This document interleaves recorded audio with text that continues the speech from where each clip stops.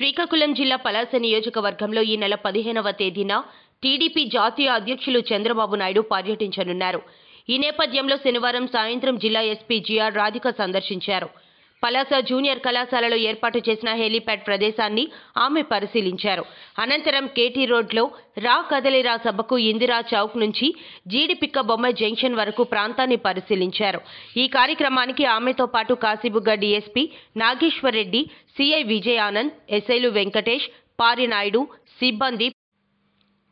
శ్రీకాకుళం జిల్లా పలాస నియోజకవర్గంలో ఈ నెల 15వ తేదీన టీడీపీ జాతీయ అధ్యక్షులు చంద్రబాబు నాయుడు పర్యటించనున్నారు.